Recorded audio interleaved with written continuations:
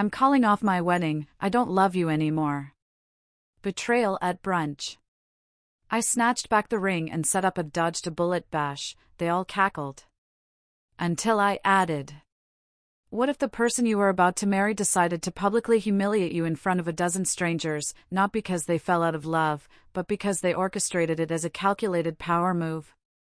That's exactly what happened to me, and it taught me a lesson about true colors that I'll never forget. The air in that fancy downtown brunch spot felt strangely charged that Saturday morning, a mix of expensive perfume and unspoken tension. Sunlight streamed through the floor-to-ceiling windows, highlighting the perfect Instagram-ready plates of food and the carefully curated outfits of Chloe's friends. I just thought it was another one of her social networking events, but as soon as I walked in, a cold shiver ran down my spine. The way some of her friends avoided my gaze, the way others watched me like I was a performance waiting to happen, it all screamed trap. My name's Caleb. I'm 32, and my hands are usually covered in grease from restoring heavy machinery. It's a tough, honest living, and it pays well. Chloe and I had been together for 4 years, engaged for 8 months. I genuinely believed we were solid, building a future, the kind of boring, stable love you dream of. We'd picked a venue, sent out save the dates, even argued about the DJ versus a live band. All the normal stuff. Chloe, she worked in marketing for some tech startup, always glued to her phone, always curating her online image. I figured it was just her thing. But about 2 months before that brunch, little things started to unravel. Her phone suddenly became a top-secret artifact. There were these endless after-work events she couldn't miss, and a weird, distant look in her eyes when we talked about our honeymoon. I asked if everything was okay. She'd brush it off, just work stress. I backed off, not wanting to be the paranoid fiancé. Looking back, I was such an idiot. Hindsight is a cruel beast, isn't it? So, there I was, sitting across from Chloe at this ridiculously overpriced brunch, trying to make small talk with her friends about their exotic vacations and new apartments. I was picking at my eggs Benedict, feeling like I was at the world's most awkward corporate meeting. Then, about 20 minutes in, just as the waiter brought another round of mimosas, Chloe stood up. The whole room seemed to hold its breath. She cleared her throat, and in a voice loud enough for neighboring tables to hear, she declared, I need to be honest with everyone here. Caleb, I don't love you anymore, and I can't marry you. The wedding is off. The silence was deafening. A few of her friends gasped, like this was some dramatic reality show reveal. But I knew. I knew some of them had seen this coming. Their shock was just a performance. I just sat there for a second, processing. Every eye in that restaurant was on me, waiting for the meltdown, the tears, the begging, the dramatic scene that would give them all content for weeks. But instead of crumbling, something inside me clicked. It was a cold, clear feeling, like when you're working on a machine, and suddenly, you understand exactly what's broken and needs to be removed. I calmly put down my fork. I looked her dead in the eye and said, thanks for being honest. I appreciate that. Can I have the ring back, please? Her face went from triumphant to utterly bewildered in half a second. She'd expected anything but that. She fumbled with the ring, that $3,000 ring I'd saved months for, and handed it over like she couldn't quite grasp what was happening. I pocketed it, stood up, and I knew I should have just left. But pure spite and clarity were fueling me now. I looked around the table.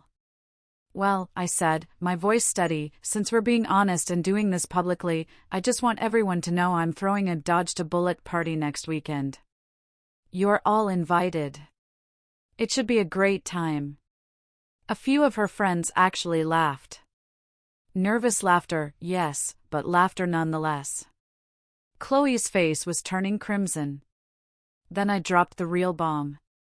Oh, and just so everyone's clear, I continued, all the venue deposits, catering, photographer, all of that is in your name, Chloe, because you insisted on keeping our finances separate and being independent. So, you'll want to handle canceling all that. Good luck. The laughter stopped instantly. Her face drained of color. Suddenly, her friends weren't looking at me anymore, they were looking at her. They realized she'd just humiliated herself in more ways than one. I pulled out my wallet, dropped enough cash to cover my food and coffee, and walked out of that restaurant with my head held high. My phone was already buzzing like crazy. By the time I reached my truck, I had 7 missed calls from Chloe, 3 from her mom, and a string of increasingly panicked messages asking me to come back to talk privately. I blocked her number. I drove home and spent the rest of that Saturday systematically canceling everything I'd paid for, the band I'd booked through my buddy, the bartending service, the party bus for the groomsmen. All gone with a few phone calls and emails. Then I called my parents and my brother. My mom cried a little.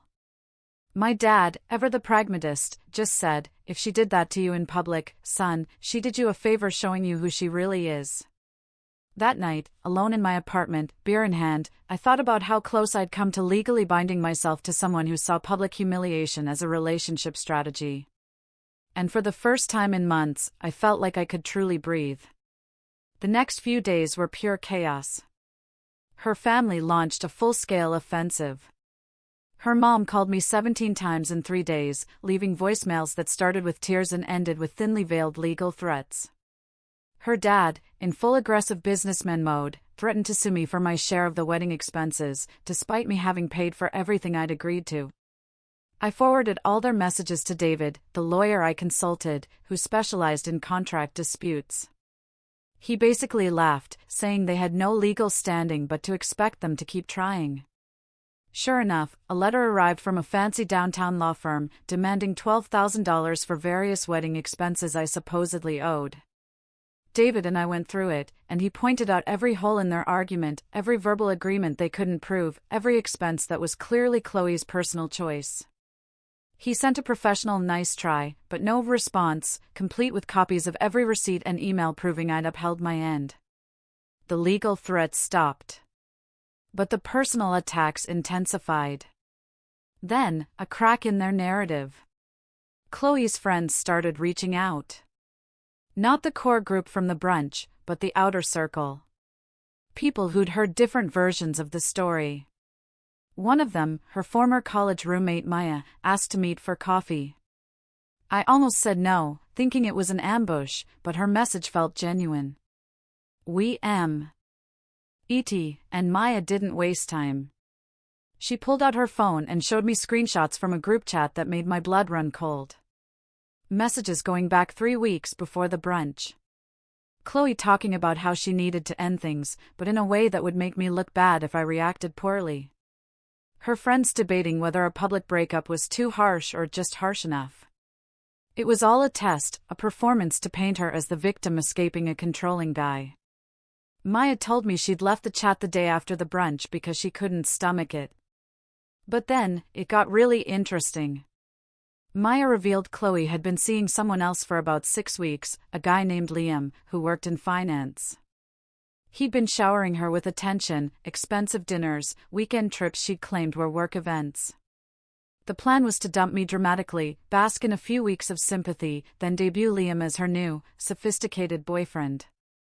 He was supposed to be the upgrade, the city guy who matched her aesthetic better than a machinery mechanic ever could.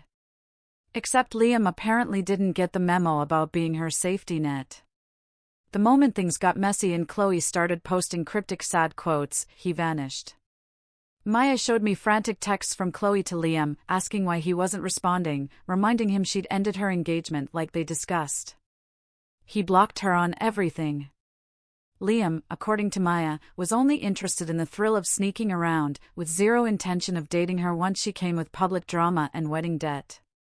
The timeline clicked into place, her distant behavior, the secret phone calls, her insistence on separating our finances right around the time she started seeing Liam. She'd been building an exit strategy, and I was too trusting to see it. Maya apologized for not saying something sooner, genuinely guilty. I thanked her. She mentioned other friends were starting to realize how calculated Chloe's stunt had been, especially now that Chloe was spiraling without her backup plan. The social media situation was getting ugly. Chloe posted some vague, inspirational garbage about true colors in crisis and healing and growing. It was deleted within 12 hours after mutual friends started asking pointed questions about her public brunch stunt. Her close friends tried to control the narrative, posting about female empowerment and leaving toxic relationships, but it felt desperate, especially when people started asking what was so toxic about a guy who worked hard, paid his bills, and got publicly dumped without warning. The friend group split down the middle. 2 weeks after the brunch, her dad called me again. His voice was completely different this time, tired, disappointed. He'd found out about Liam, about the planning, about all of it. He was ashamed. "Caleb," he said, "I raised her better than this. I'm sorry you got caught up in her mess." I didn't know what to say, just thanked him and told him I held no grudge against him or her mom. He mentioned they'd stopped helping her with the wedding debt, which felt like a warning. The legal pressure disappeared. I heard through Maya that her parents had basically told Chloe she was on her own. That's when she started trying to reach out to me again. Through mutual friends, through long emails I deleted unread, and finally, by showing up at my apartment one evening as I was getting home from work. She was standing by my truck, wearing a designer dress, hair and makeup perfect. Another performance. I sat in my truck for 30 seconds, watching her practice her lines, her mouth moving silently. It hit me how exhausting it must be to live like that, constantly staging moments instead of just being real. I got out, and she immediately started crying. Not real, messy crying, but the pretty, movie-style tears that don't mess up mascara. She asked for 5 minutes, said she'd done a lot of thinking, realized she'd made the biggest mistake of her life, understood what she'd lost, and wanted to explain. Part of me wanted to walk past her, but another part needed to hear what possible explanation she thought would make any of this okay. I leaned against my truck. "You have 5 minutes." She launched into a speech about being confused, scared of commitment, how Liam had manipulated her, how the brunch spiraled out of control. Every excuse under the sun, except taking actual responsibility for deliberately humiliating me as part of a planned exit strategy. She said her whole life had fallen apart, Liam ghosted, friends divided, parents disappointed, thousands in wedding debt. Every problem was a direct consequence of her choices, but she framed it like the universe was randomly punishing her. Then she got to the real reason. She wanted to try again. Couples therapy. Rebuild trust. Prove she could be the partner I deserved. This relationship redemption spiel might have worked if I didn't know the full story. She reached out to touch my arm. "I know I can make this right, Caleb. I know we can get back what we had." I stepped back from her touch. "You didn't lose me, Chloe. You lost the person you tried to use as a prop in your dramatic life story. You hadn't loved me in months, probably longer. And this isn't about getting me back.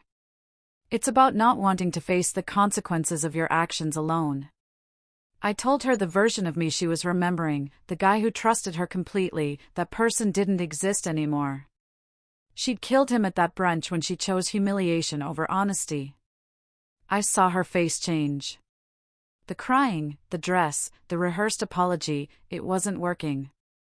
She switched tactics, immediately getting angry. "You're being cruel. You clearly never loved me if you can be this cold. Real partners fight for their relationships." Classic manipulation, trying to make me feel guilty for having boundaries. I almost laughed. It was so transparent once you knew what to look for. "My dodged a bullet party is this weekend," I said. "You're not invited. Stop contacting me. Handle your own mess, like the independent woman you claimed to be when you insisted on separating our finances."